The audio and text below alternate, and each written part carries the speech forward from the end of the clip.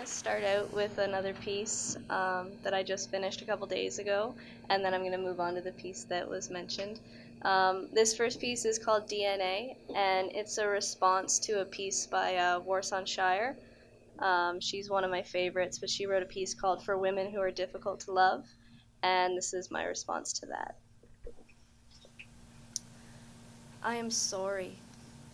I am sorry that I am difficult to love, that regret drips like sweat from my pores in every waking moment. I am sorry that I am lonely, even when you are so close that your heartbeat falls in my ear like a whisper.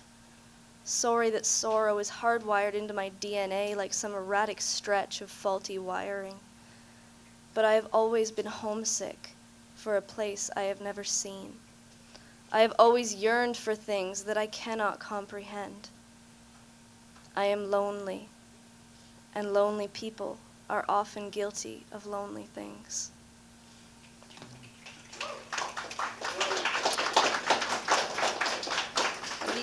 The next piece I'm going to read is called Pulse. It's inspired by the Orlando shooting that happened at the nightclub of the same name. One of the men who died that night, his name was Eddie Justice, and he managed to hide in a bathroom for a little while things were happening, and his mother released the text messages that he sent while he was in hiding, and those words kind of inspired this piece. So this is Pulse. Part 1, Justice. His name was Eddie Justice. Mommy, he said, I love you. Call them Mommy, he said, now.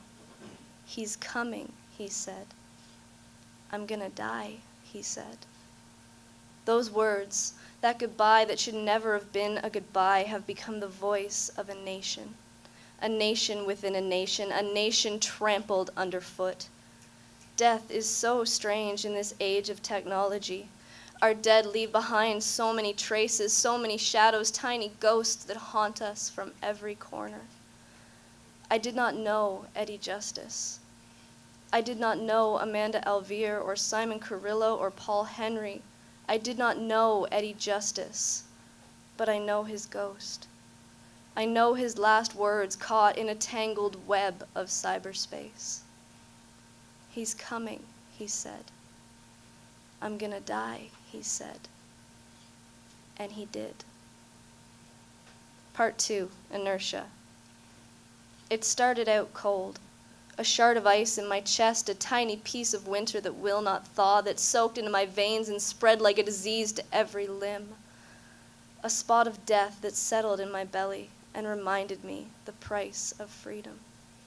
And I am strong. I am made of stone with iron spine, but I am weak in the face of this horror. I am weak, crushed to rubble from the weight, for even stone will crack when faced with endless winter. Part 3, Reprise. It is too soon to invoke their names. Too soon and far, far too late. Too soon to seek closure, too soon to consider healing.